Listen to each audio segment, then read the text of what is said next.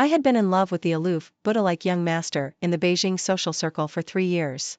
1 week before the wedding, I just found out that he had a white moonlight whom he had loved deeply for many years. Alright, then I won't pretend anymore. An aloof Buddha-like figure, huh? Then I'll let you taste the feeling of breaking the precepts in the Buddhist hall. Unexpectedly, he pinned me down under him. Arya, be good. Brother will take you to enjoy the paradise, he said. I was stunned. This is the Buddhist hall. You. He sneered, looking charming yet dangerous. I never said I believed in Buddhism, he said. After that, I pulled up my pants and ran away. I called off the wedding, and it was time for me to change my taste. When I saw his top-notch white moonlight, I completely broke down. But he wrapped the Buddhist beads around my wrist one circle after another, sleeping with me and then running away? Didn't I satisfy you? Ryan dominates the power in Beijing while the rich gather in Shanghai. This is a saying circulated in our circle. I'm Arya, and I call the shots in Shanghai. Our Arya family and the Ryan family are old family friends. It's said that the ancestors of the two families were sworn brothers. One went into business while the other engaged in politics. However, I felt that the friendship between the two families seemed to be coming to an end in my generation. Because I had never met Ryan, I heard that since he was a child, he had often lived in the temple with the elders of his family to burn incense and worship the Buddha, and he was known as the Buddha-like young master in the Beijing social circle. He was very mysterious and had never been exposed to the public before taking over the Ryan family. Just as different regions breed different people, our wealthy social circles are the same. We think that the descendants of noble families in Beijing are sanctimonious and speak in a refined way. They think that the wealthy families in Shanghai are too indulged in luxury and pleasure, like spoiled playboys who haven't grown up. They like to drink tea, admire flowers, and play golf that costs tens of thousands of yuan per round. We like to drink million yuan red wine and race cars that cost tens of thousands of yuan per lap. They claim to be noble and of noble birth with high moral integrity. We say that we are free and unrestrained, top-notch wealthy families. My father used to always ask me to visit Beijing more often, but I refused many times. I couldn't understand the way of thinking of people in Beijing. The son of a top-notch noble family went to the temple every day. I thought Ryan was a bit abnormal. The first time I met Ryan was at a banquet organized by the Ryan family. That banquet was a once-in-a-century event, gathering all the wealthy and noble families in the Beijing social circle and Shanghai. At the banquet, Ryan's father announced to everyone that Ryan had officially become the head of the Ryan family. It was the first time he was exposed to the public. He was wearing a crisp white shirt, on which were embroidered faintly visible golden Buddhist scriptures. The lines of the scriptures were smooth and natural. Under the illumination of the lights, he exuded an air of aloofness. Compared with our evening gowns and black suits, he was particularly conspicuous. He stood quietly on the stage, without much expression, just with a faint sense of detachment in his look, like an inaccessible iceberg. This person is so aloof and noble. This was my first impression of him. For me, who was used to seeing wealthy playboys, Ryan's type was the first I had ever seen. That day, he awakened the feelings that had been dormant in me for a long time. I couldn't help but want to get to know him. After that banquet ended, I deliberately created some opportunities for myself to have reasons to appear frequently at the Ryan family's place. Ryan's mother was notoriously picky in the Beijing social circle. She was very strong-willed and not easy to get along with, but she liked me very much. Every time I came, she would hold my hand with a big smile on her face. Arya, stay here for a few more days and keep me company, dear. Ryan's father doted on me even more as if I were his own daughter. Arya, if you want anything, just let Ryan buy it for you. If you have any trouble in Beijing, come to me, uncle. Ryan's parents had originally intended to arrange a marriage alliance with the Arya family. After seeing my thoughts, they became my assistants. I found that Ryan's life was very regular. Besides the company, he was either in the Buddhist hall or at home. That was good. It would be easier to pursue him, so I followed him around every day with great enthusiasm. When he went to the company, I would create opportunities to be alone with him on the pretext of business. When he went to the Buddhist hall to burn incense and worship the Buddha, I would follow him to chant Buddhist scriptures. But he always kept a certain distance from me every day and always said to me indifferently, Arya, don't you have your own things to do? My own things?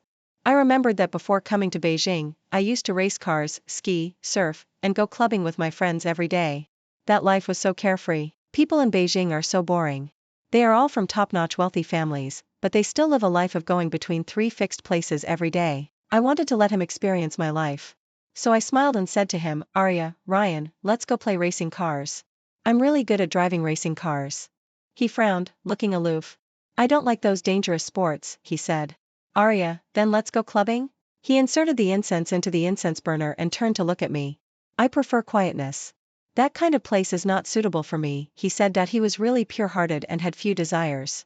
I felt for the first time that it was so difficult to pursue someone. I called my best friend. She said, Arya, this kind of untouchable person is probably a bit reserved on the surface but passionate inside. You have to be bolder. I got it. So I tried every trick to seduce Ryan, but he was always cold and detached towards me, until one day when I wore a black short skirt and curly hair, looking very charming, and appeared in the Buddhist hall. He was kneeling in front of the Buddhist hall in plain clothes, holding 3 sticks of incense steadily in his hands. The sunlight shone through the window and fell on him, casting a golden halo on his plain clothes. In the Buddhist hall, there were only his slight breathing sounds and the sound of the burning incense. I didn't dare to disturb him.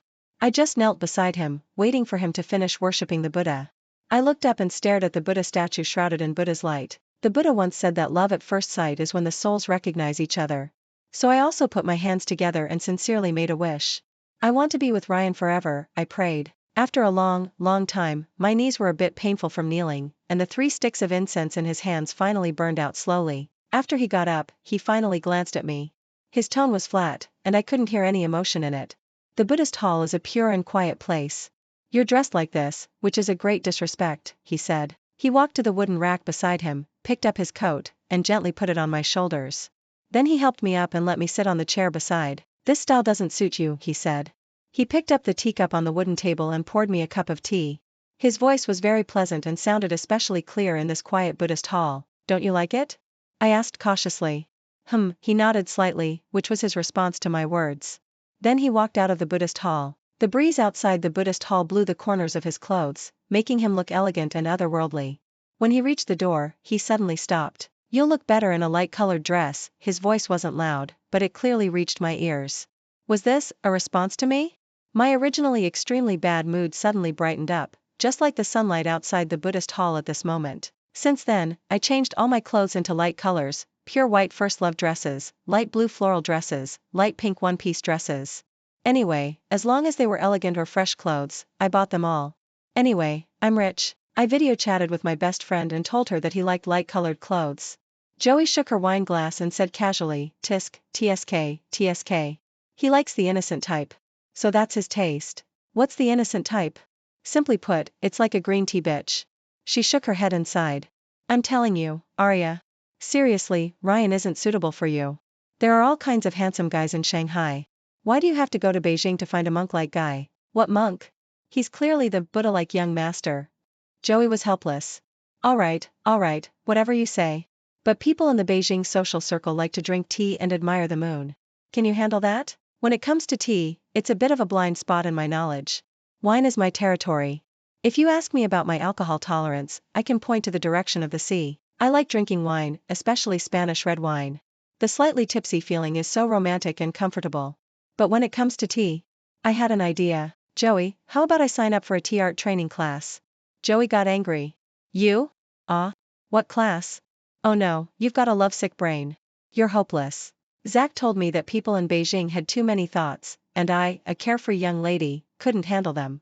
But I just didn't believe it. They said I was a pure love artist. So what?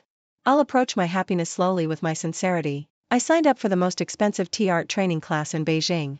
Occasionally, I would also ask Ryan's mother to explain some knowledge about tea to me. Ryan's mother was very gentle to me and was very patient when teaching me the tea ceremony. Arya, you're so considerate. You're definitely the future mistress of the Ryan family, she said. Ryan's mother approved of me very much. I was extremely happy and studied even more seriously. Warming the cup, putting in the tea leaves, waking up the tea, brewing, pouring out the tea soup, and dividing the tea. Each type of tea also had different brewing methods. There are just a few kinds of wine: red, white, beer, grape wine, but tea is much more difficult than wine. After studying for 3 months in a row, I gradually understood the subtleties of it. Ryan's favorite tea was called Moonlight White. This tea was also called Moonlight Beauty. The tips of the Moonlight White tea leaves were white, and its appearance looked like a curved moon, so it was named Moonlight White. Moonlight White was exclusively supplied to the Ryan family and couldn't be bought on the market. That day in the Buddhist hall, I made a pot of Moonlight White tea for Ryan. He picked up the teacup, took a sip gently, didn't say anything, and just quietly looked at the tea in the cup. I was a bit nervous standing beside him. Had I made a mistake in one of the tea-making steps? After a long while, he finally said, "The tea is brewed well." I was secretly happy. Sure enough, the 3 months of tea art learning wasn't in vain. It's still important to suit his taste. I was so happy to be praised. Really? I just learned it not long ago. I'm glad you like it, I said. His eyes were a bit complicated. He put down the teacup and gently turned the Buddhist beads in his hand. What about you? What kind of tea do you like? He asked. Me? Since I didn't like tea, I was a bit tongue-tied for a moment.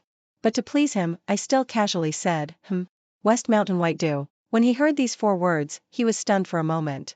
His eyes became a bit vacant, as if he had remembered something. After a while, he came back to his senses and looked at me again. West Mountain White Dew, it's nice, he said. Did he not like West Mountain White Dew? I just said it because it came to my mind easily and didn't think much about it. Fortunately, he didn't ask further. Otherwise, I, who had never even drunk West Mountain White Dew, really wouldn't be able to handle it. Time passed quickly. I thought it wasn't appropriate to keep living at the Ryan family's place, so I bought a villa near Hohai. Joey and Zach didn't know what got into them. They drove a wine-red sports car all the way from Shanghai to Beijing in a hurry, and there were 2 boxes of red wine in the trunk. Joey hugged me and joked, "How's that? Sister, I'm nice enough, right? I was afraid you'd be bored alone in Beijing, so I brought you your favorite Spanish red wine, top grade." When I saw that box of wine, my eyes lit up. I was so excited. Zach lazily leaned against his red sports car, looking carefree. "Want a drink?" he asked. "We must have a drink." "No. Ryan doesn't like wine." Zach seemed to see my concerns. He walked up to me, picked up a bottle of wine and swayed it in front of my eyes, teasingly said, "When the wine passes in front of you, it's a sin not to drink it." Who could resist this? "Let's go," I said. Zach sneered. "Where to?" "To the Light and Shadow MK, I said. Since I met Ryan, I had never drunk wine again and the bar had been on my blacklist. But the Light and Shadow MK was very famous. It was the most luxurious bar in Beijing and was known as the gathering place for the playboys in Beijing. The lights in the bar were flashing and the music was deafening. The 3 of us had a really great time. When it comes to drinking and having fun, there's only one person I admire, and that's my best buddy Zach. After I shouted, 7 sixes. Zach looked at me in disbelief. "How many? 7 sixes? I'll have to open the wine even if I have to jump today," he said. I opened the dice cup. "Come on, who's afraid of whom? Open it by jumping, at least 2 glasses, I said. 1, 2, 3, 8? Oh my god, come on, open the wine for me." Zach beckoned towards the direction of the wine. Joey immediately understood and opened the wine very skillfully. Drink, 2 glasses. I don't know if it was because I hadn't drunk wine for a long time, but the taste of this bottle of red wine was a bit different from what I had drunk before. The taste was similar, but the texture seemed to be richer and the flavor was very unique. When we were really high, the music in the bar suddenly stopped and the lights also lit up. Just when I was wondering, a cold voice came from behind me. "You're having a great time, huh?" That voice was so familiar. The 3 of us turned around at the same time. Ryan had no expression on his face and there was no trace of emotional fluctuation. He gently turned the Buddhist beads in his hand, one after another, as if suppressing the anger in his heart. His eyes swept over us and finally stopped on me. His eyes were like a bottomless lake. I felt an inexplicable chill. There was a murderous aura. Zach didn't care about these. He frowned. His good mood had been interrupted and he was very unhappy at this moment. "Who is this? Your friend? Coming to the bar and still carrying Buddhist beads? What a pretentious act," he said. I quickly covered his mouth. "Stop talking." Joey realized something and said to me, "Ryan?" I nodded. Zach suddenly broke free from my hand. His eyes scanned Ryan's body once and then he tilted his head to look at Ryan, his tone full of teasing. "Oh, it's Master Ryan. Turning the Buddhist beads in the bar, are you here to save all living beings?" Ryan's face became even colder and a chill spread around him. The Buddhist beads he was turning in his hand also stopped. He coldly said to the men in black beside him, "In Beijing, see the guests off." Then he turned to look at me, his tone leaving no room for refusal. "You, come back with me," he said. Zach had never suffered such humiliation. He was just about to get up. Joey saw that the situation was not right and immediately pulled him. "Forget it. This is Beijing. Don't cause trouble for Arya," she said. I was taken away by Ryan. I didn't know whether I should be happy or sad. The 2 of us sat in the back seat and the atmosphere in the car was extremely oppressive. His face was still gloomy and occasionally he would turn the Buddhist beads in his hand. The friction sound of the Buddhist beads turning was particularly clear in the car at this moment. Oh no, I'm doomed. I felt that my image in Ryan's heart had completely collapsed. I was a bit nervous in my heart.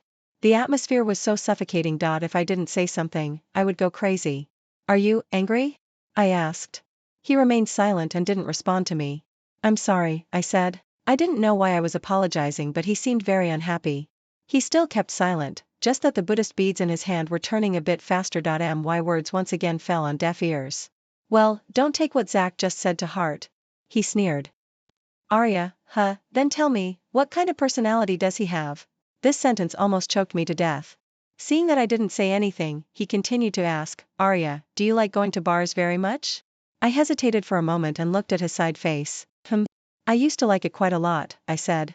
Ryan was silent for a while and then said faintly, don't you like it now? I nodded.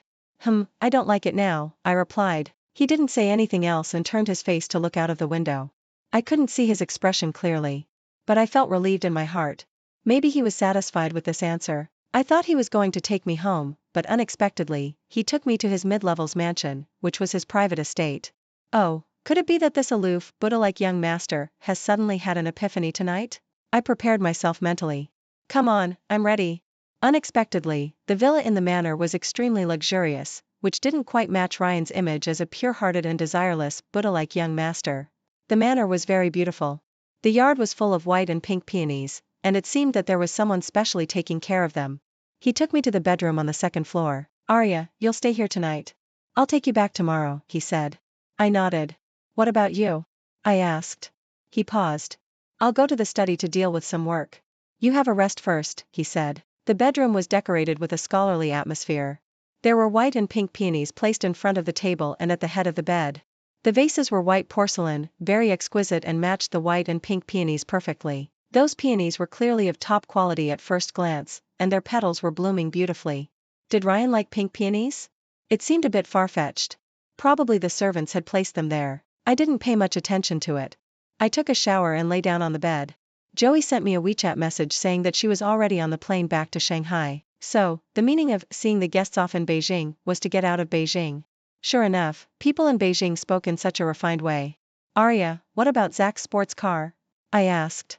Joey said helplessly, the two of us are sitting in the sports car, and the car is on Ryan's private plane.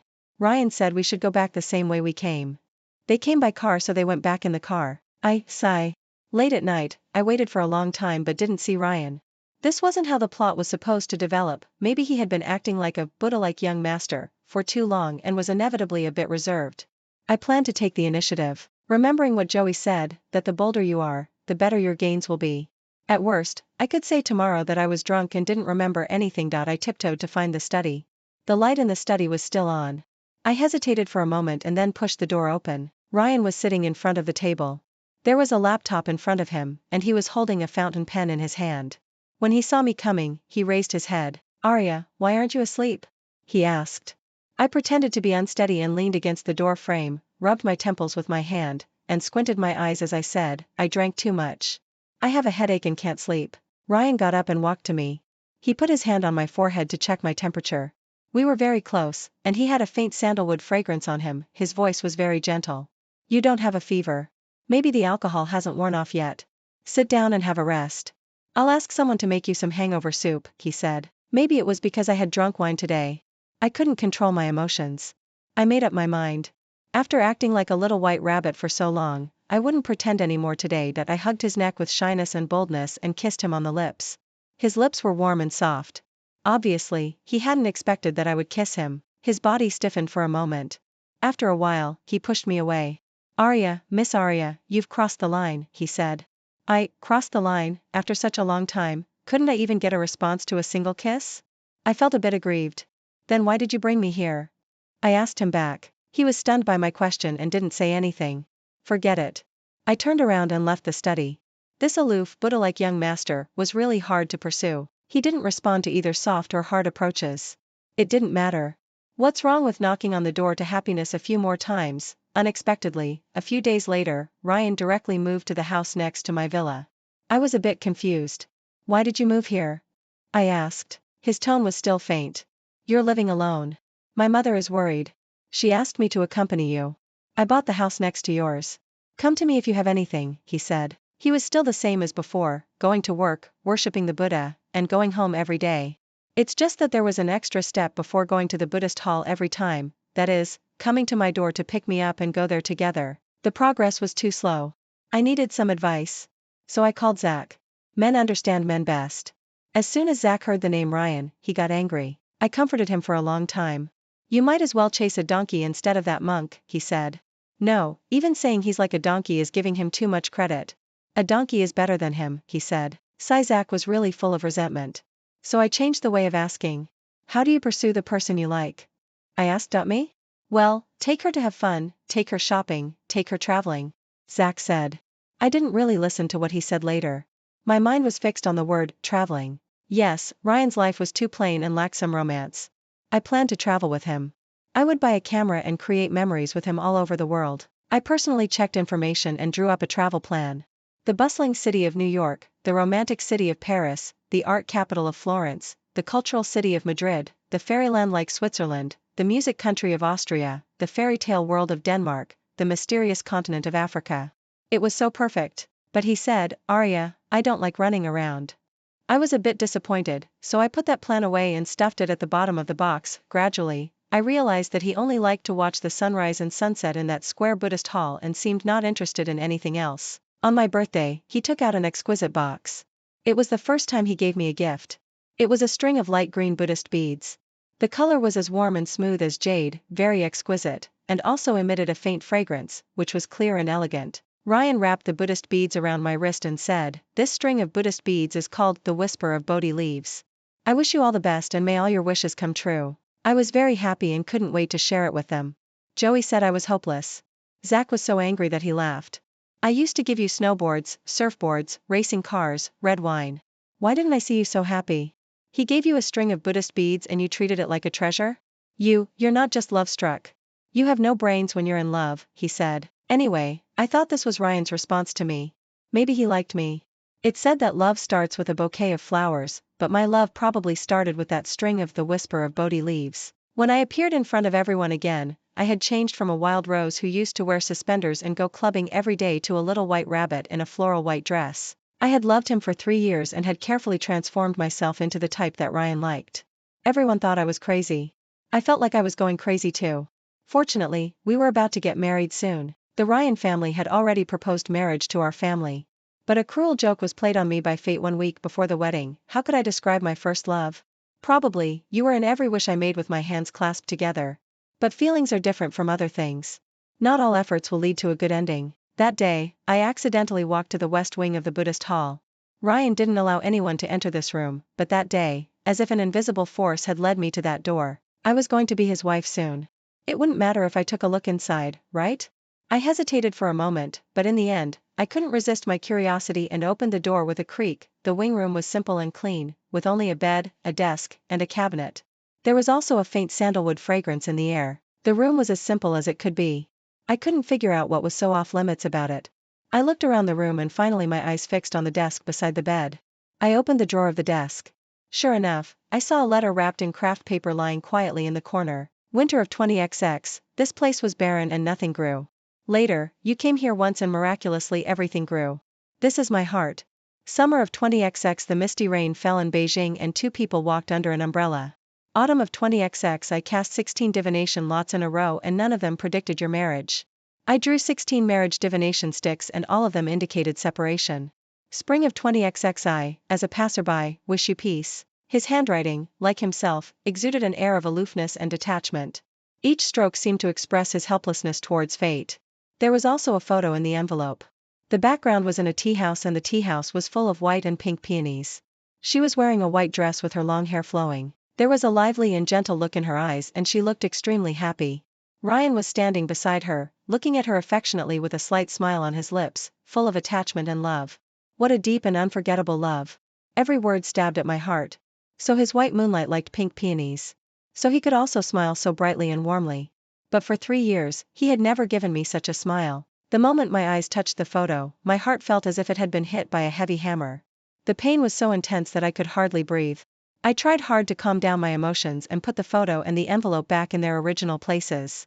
It didn't matter. We were getting married next week. He would be mine. But there was a thorn in my heart and I couldn't calm down no matter what. I went to the light and shadow MK again. I didn't like cocktails but that day I drank one after another. It wasn't until I was really drunk that I started to feel sorry for myself. It turned out that the person I loved was loving someone else with all his heart. The feeling of still loving someone even after seeing the truth was really suffocating. A sense of unwillingness surged in my heart. I, who had never been drunk before, got drunk that day. Late at night, I went back to that Buddhist hall again. The moonlight shone through the window and fell on the ground like a layer of silver frost. He was kneeling there chanting Buddhist scriptures. The sound of the Buddhist scriptures lingering in my ears was so harsh. An inexplicable anger burned my reason. Next week was our wedding and he was still chanting Buddhist scriptures here. What was he confessing his unforgettable love with his white moonlight in front of the Buddha? But what about me? What was I? I staggered to him. Taking advantage of the alcohol, I pushed him to the ground. He was just about to speak when I pressed myself against him. Arya, Ryan, have you ever loved me? I asked. He was pushed to the ground by me and there was a dull thud when his back hit the ground. He was a bit surprised, probably not expecting me to do such a thing. But he didn't push me away. His eyes met mine. Arya, get up first. Let's talk, he said.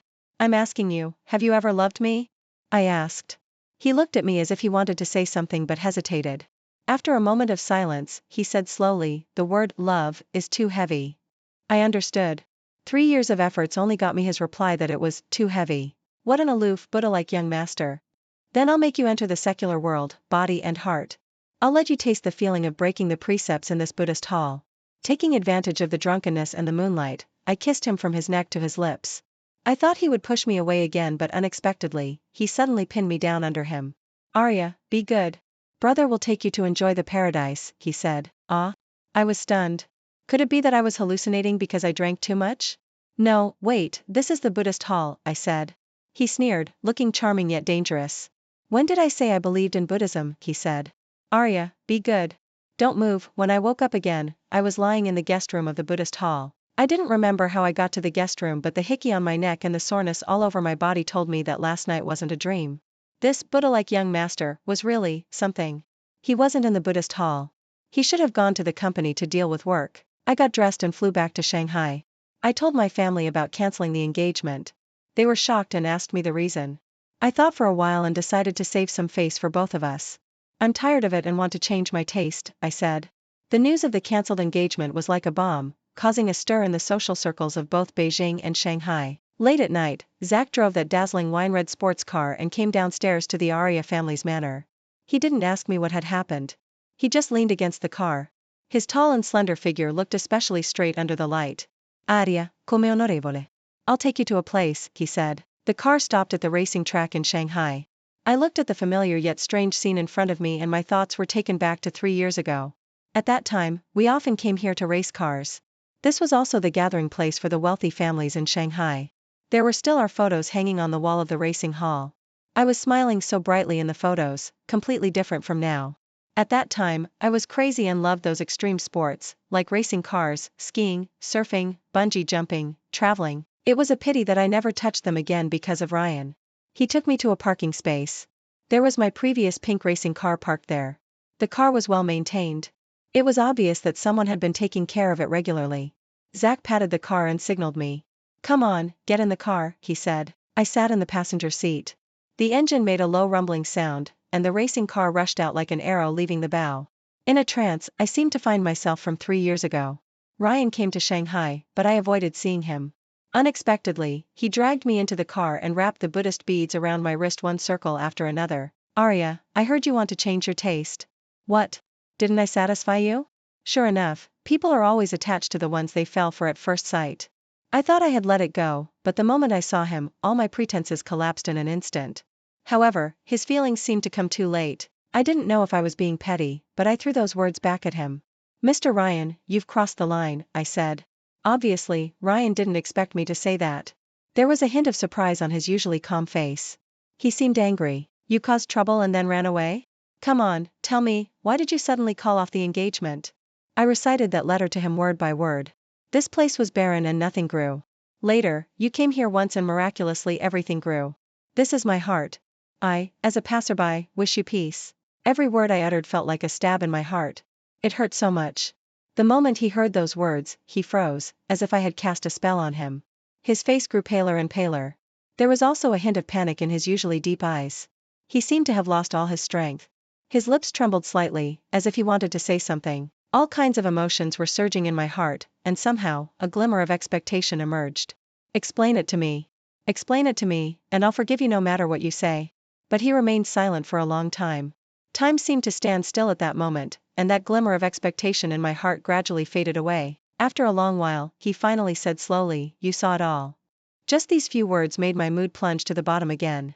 My heart was trembling. I was afraid that if I said too much, I would burst into tears.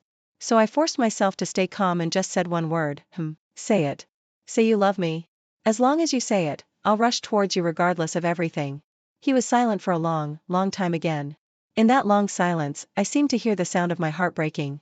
Finally, he broke the Buddhist beads on my wrist. The sound of the beads breaking echoed in the car, and each sound was like a knock on my heart. His voice was hoarse and broken. "You can go," he said.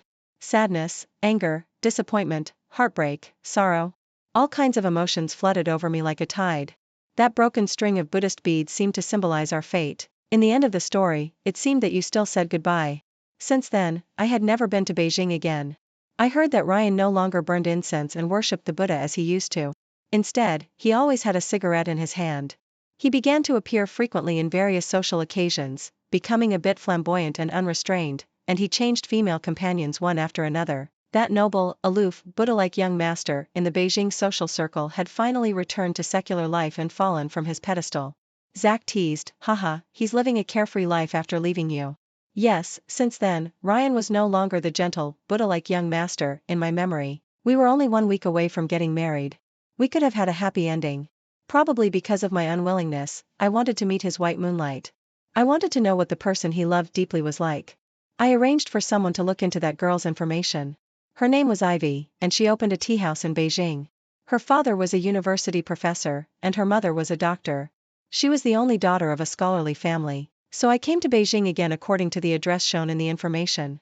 The winter in Beijing was still as cold as before. Snowflakes were falling slowly, and the streets were still as bustling as before. On my way to see Ivy, I passed by the villa near Hohai.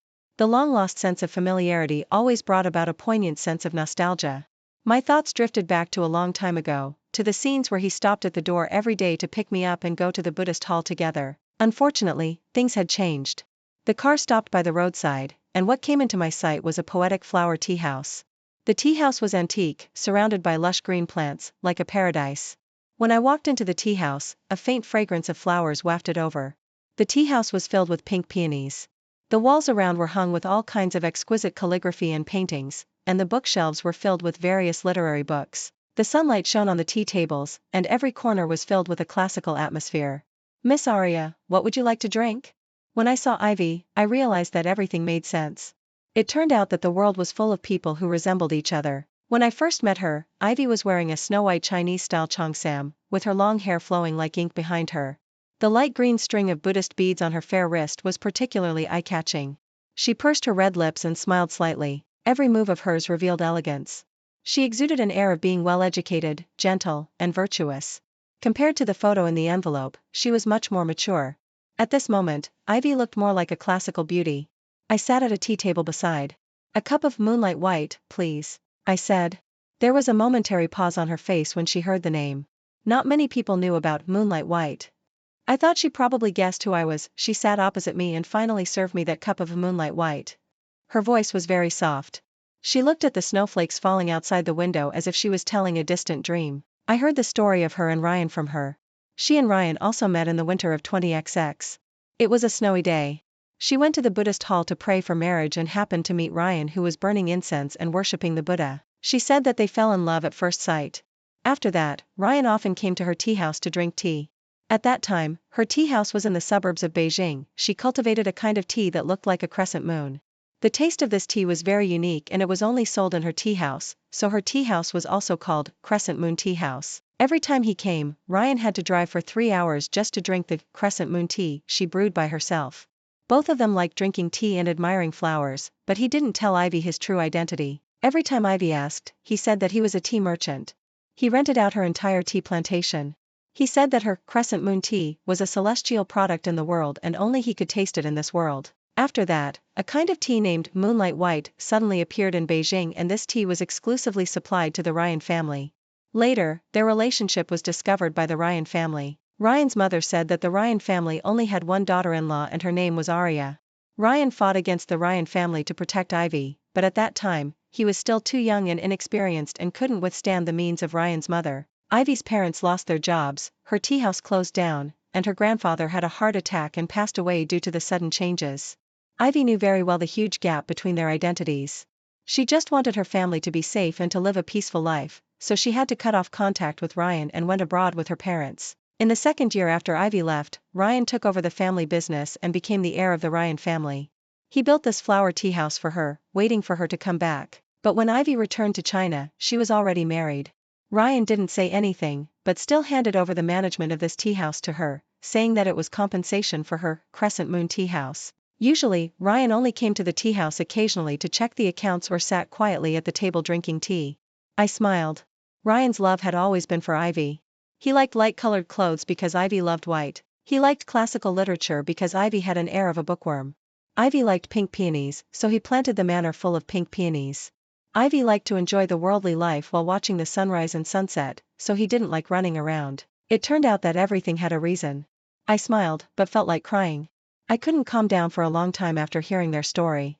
At this moment, I only had one question. I stared at the light green string of Buddhist beads on Ivy's hand in a daze. Your string of Buddhist beads is very beautiful, I said. This one? He gave it to me, she said. She slowly took off the string of Buddhist beads on her hand and put it on the table. The fragrance of the Buddhist beads was light and elegant, which matched Ivy's temperament very well. My heart felt as if it had been hit by something. It hurt so much. Does this string of Buddhist beads have a name? I asked. She said softly, the whisper of Bodhi leaves. So that's how it was. I remembered his voice in my memory.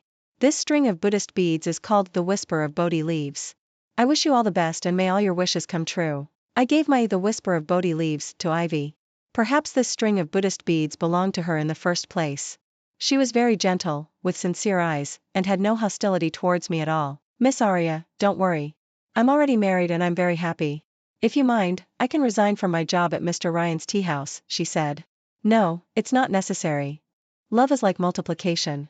If one side is 0, the result is always 0. Ryan, you wished me all the best and may all my wishes come true. Then I wish you a smooth life in the future and that all your wishes come true. I think this is probably the best ending for yrs.As. Soon as I stepped out of the door of the tea house, I saw a familiar red coupe. The sunlight shone on the car body, reflecting a dazzling light. Zach was lazily leaning against the car, with a teasing tone. Yo, are you done chatting? He asked. I was slightly stunned and nodded.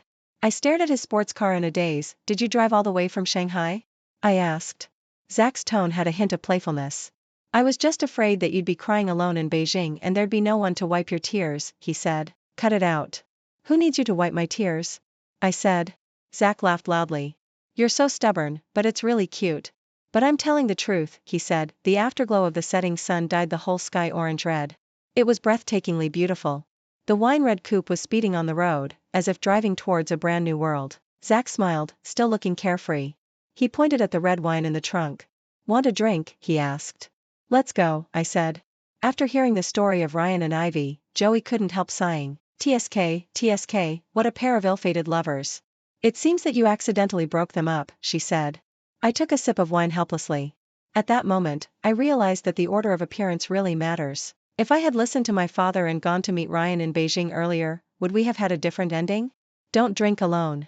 Come on, cheers, Zach said. He saw that I was a bit sad and raised his glass. I also raised my glass. The crisp sound of our 3 glasses clinking together rang out. Cheers. To the past. No matter how much we loved, we won't look back, I said. Joey echoed, yes, to the past. No matter how much we loved, we won't look back. Fuck love. Our Arya should be beautiful on her own. I don't know what happened to Zach that night. He was very happy and drank a lot of wine. Suddenly, he said with emotion, both happiness and misfortune are for people to grow. I'm glad that you've finally grown up, Arya. I could hardly imagine such refined words coming out of his mouth. He took another glass of red wine. On the night when you cried the hardest, you must have grown up a lot, right? He asked. I shook my head. No, it was the night when I held back my tears that made me grow up, I said. Zach was stunned for a moment, and then he smiled. It doesn't matter. It's all in the past. I regained the self I was 3 years ago. I sped on the racetrack, releasing the passion in my heart. I surfed on the sea, shuttling through the waves. I went skiing on the Arkson mountain, overlooking the magnificent scenery. I galloped on the prairie on horseback, chasing the free wind. I put on my backpack and embarked on a brand new journey to explore every corner of the world. Only then did I understand that everyone is unique in life and shouldn't change themselves for others. In Africa, there was the great migration of animals. I took my camera and stood on the vast African savanna, capturing the scenes of the animal migration. However, at the moment when I pressed the shutter, a figure flashed across the screen. He was wearing a black jacket, a pair of ripped jeans, and a pair of black Doc Martens boots, walking slowly out of a group of animals. Those animals seemed to submit to him and made way for him one after another. He had a tall and straight figure, holding a bouquet of roses in his hand. "Love should start with a bouquet of flowers," he said. "Miss Aria, I wonder if you'd like to be my girlfriend? You're my red mark, Zach's chapter. I'm Zach and my nickname is Xiao Yi. I don't know why, but people started calling me Xiao Yi and then it gradually became Master Xiao. I've liked Aria since I was a child, from the beginning to the end. I'm sincere but also a bit cowardly. I thought I was her childhood sweetheart, but she said I was her best buddy. She said that she, and Joey, the three of us would always be the Iron Triangle in Shanghai. Who wants to be part of that Iron Triangle?" I'm really speechless. She liked racing cars. She said that the feeling of speeding was really cool. So I spent a huge amount of money to build a pink racing car for her. It was really cool and handsome. She liked skiing. So I practiced skiing skills hard. I took the risk of getting a fracture and hired a coach to learn for 3 months. Finally, I mastered it. She liked going clubbing. I'm the behind-the-scenes boss of all the bars in Shanghai, just to protect her from being bullied. She liked drinking wine. I took her to taste all kinds of wines from France, Italy, Spain, Australia. Finally, she said she liked Spanish red wine. She wanted the stars, and I would pick them for her. She wanted the sun, and I would be her Hoei. But who the hell knew that she wanted a monk? It really pissed me off. I met Ryan at that banquet when Ryan's grandfather announced that he would take over the Ryan family. Arya insisted that he was an aloof, noble, Buddha-like young master in the Beijing social circle. Bullshit. What a hypocrite. In my opinion, Ryan was just SOSO.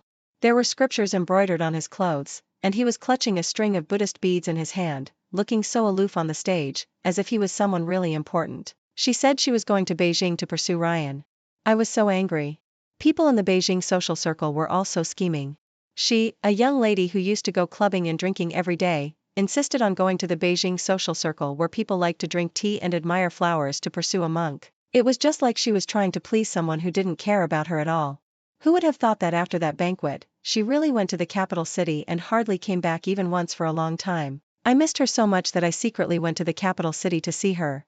I found that she was wearing a black dress with big waves in her hair, looking extremely charming. She was so beautiful, just like a noble and enchanting black swan.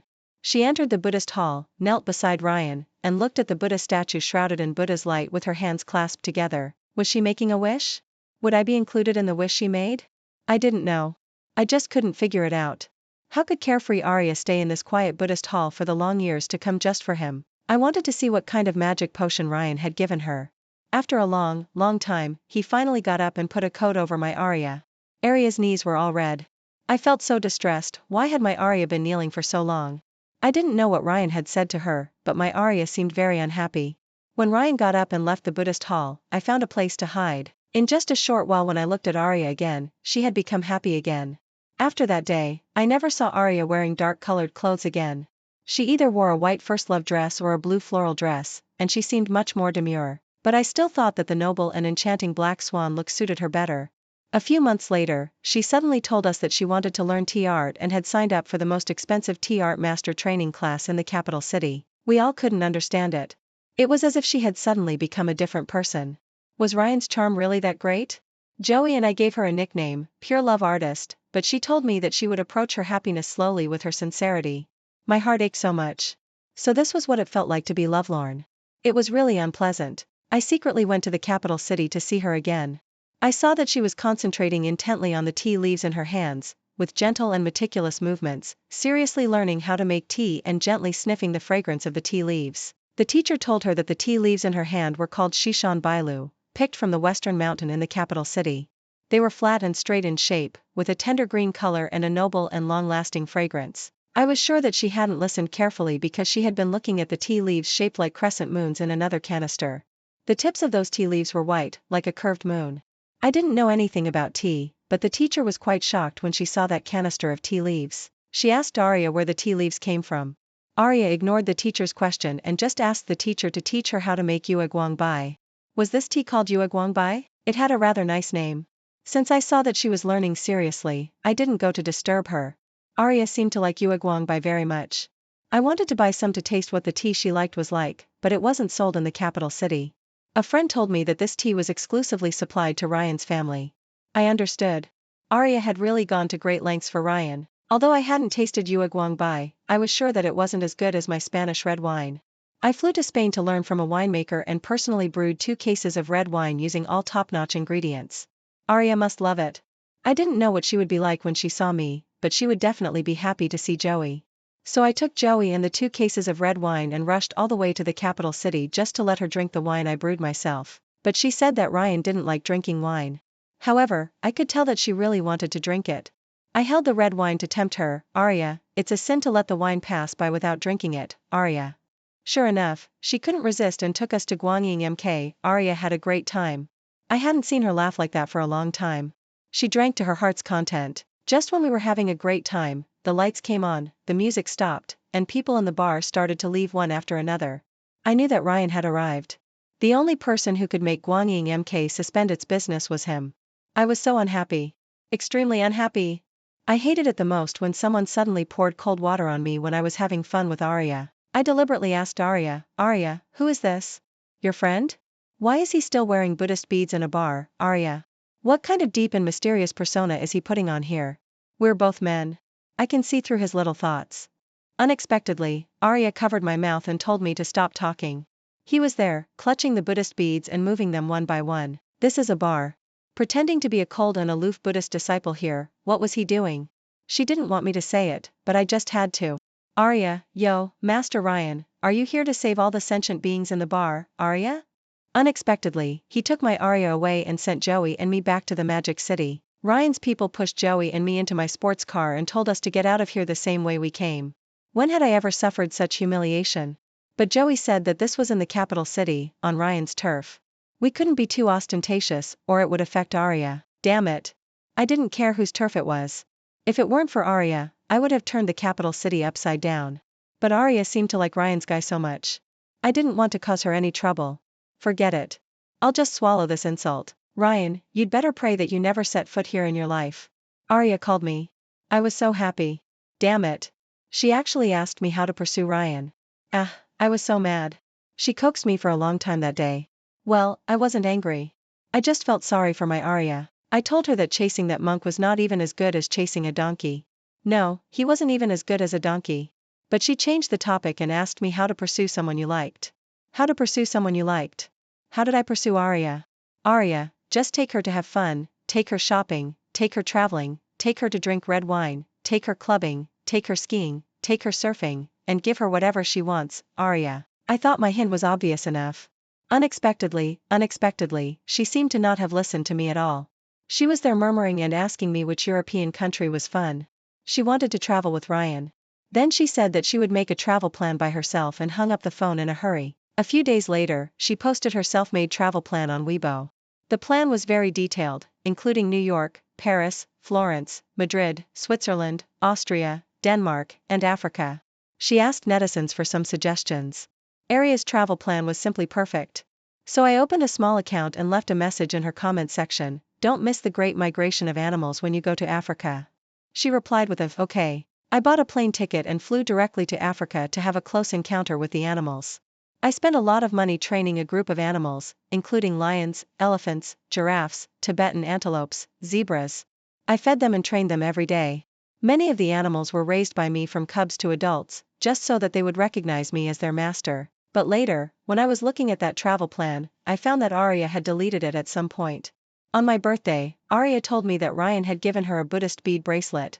She was overjoyed. It made me laugh out of anger. I had given her so many things, but I had never seen her so happy. Arya was such a love-struck fool. She said that her love started with that Buddhist bead bracelet. Nonsense.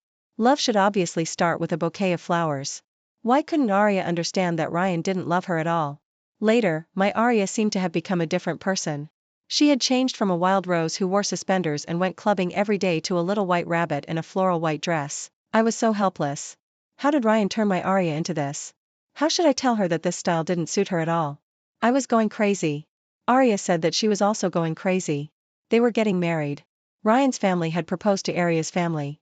During that time, they became a much talked about couple in the Magic City and the capital city. I was going crazy. Let's all go crazy. Let the world be destroyed. Since they announced their wedding date, people in the circle had been talking about how well matched the two were every day. I couldn't stand it anymore. I was going back to Africa to raise animals. I swore that I would never attend their wedding. I'd rather be eaten by lions in Africa than go. Unexpectedly, a week before the wedding, Joey told me that Arya had cancelled the wedding and she was very sad. I immediately bought a plane ticket and returned to the Magic City. Sure enough, the circle was in an uproar, constantly discussing why the two families had broken off the engagement. I didn't want to know why, and I didn't care what had happened.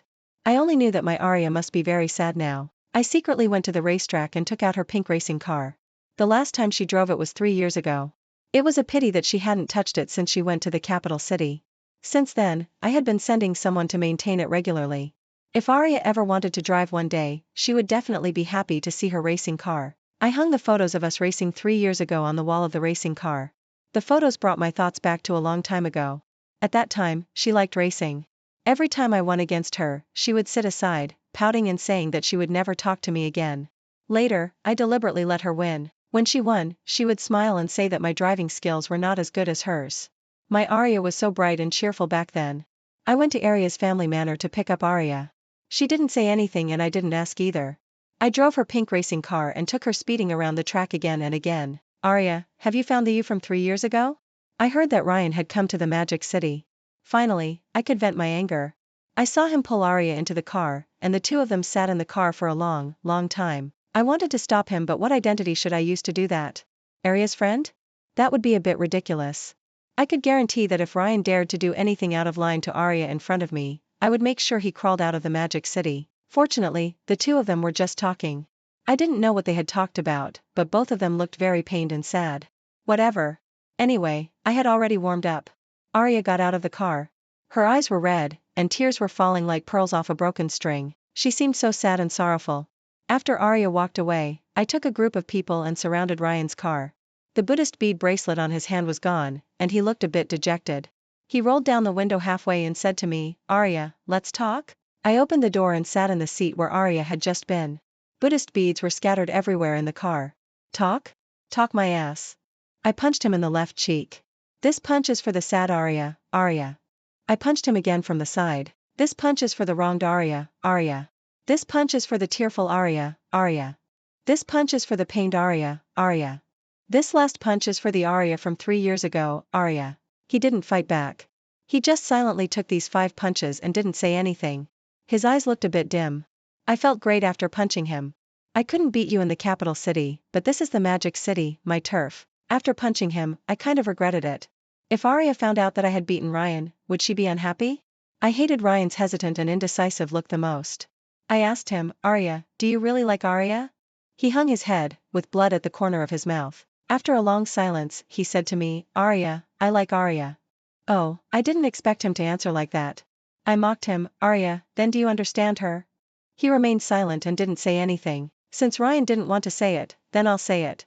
Arya, she likes racing, skiing, surfing, and all the extreme sports that fascinate her, Arya. Arya, she likes drinking wine, and it has to be Spanish red wine. If it's too strong in taste, it won't do. If it's too light, it won't do either, Arya. Arya, she likes clubbing. She likes to enjoy the tipsy and romantic feeling in the bar after drinking, Arya. Arya, she likes desserts. In spring, she will definitely go to Hui Lao Shan to eat mango-flavored pudding and will add an extra spoonful of light cream to the pudding, Arya. Arya, she likes coffee. In winter, she will definitely go to the coffee shop to drink almond mocha, Arya. Arya, she has anterograde amnesia. She often leaves her phone by the wash basin and can't remember it. She needs to be reminded often, Arya. Arya, she loves freedom. She loves to travel around the world and explore every corner of the world, Arya. Ryan looked out of the window. I couldn't see his expression clearly. I finally warned him, "Arya, if you can't do it, stay away from Arya, Arya." That Ryan guy should have taken my words to heart. I heard that he didn't burn incense and worship Buddha like before anymore. Instead, he started to have cigarettes and women around him all the time. Men in the Beijing social circle are so good at pretending, with a sanctimonious look. They are really unreliable. I always said that Ryan was no good. It hadn't been long since he left Arya, and he was already living such a carefree life. It was a pity that Arya had wasted 3 years of her youth. Arya was recently investigating a woman named Ivy, who was from the capital city. After I investigated, I found out that that person was Ryan's first love. It was snowing. She secretly went to the capital city. I guessed that she was going to see Ivy. Alas, Arya was still not reconciled. I was afraid that she would be wronged, so I drove my sports car to the capital city again, the Huaguan Tea House, a very special name. She was a bit surprised to see me. Arya, did you drive all the way here from the Magic City? Arya, I was just afraid that you would be crying alone in the capital city and there would be no one to wipe your tears for you, Arya. Arya, cut it out, who wants you to wipe my tears for me, Arya? My Arya was so cute. But I really meant what I said. The setting sun that day dyed the whole sky orange-red. It was so beautiful. Later, when the three of us were drinking, we heard the story of Ryan and Ivy. She was very sad and started drinking by herself as she talked. I really didn't want to hear the name Ryan anymore. Arya, don't drink by yourself. Come on, let's drink a toast, Arya. She said, let's drink to the past. No matter how much we loved, we won't look back. Haha, my Arya had grown up. I didn't know whether I should be happy or sad. It took my Arya 3 years of her youth to grow up. I asked her, Arya, you must have grown up a lot on the night when you cried the hardest, right? She shook her head. Arya, no. It was the night when I held back my tears that made me grow up, Arya. Arya, it's okay. It's all in the past. I'll be here for you from now on. My Arya was back. She put on her backpack and embarked on a brand new journey to explore every corner of the world. I prepared a bouquet of roses and was waiting for her on the African continent. My animals, it's time for you to perform. Sure enough, she took the camera, aimed at the target, and continuously pressed the shutter button with smooth and natural movements. I walked slowly towards her with a bouquet of roses. Arya, love should start with a bouquet of flowers. Miss Arya, I wonder if you would like to be my girlfriend, Arya.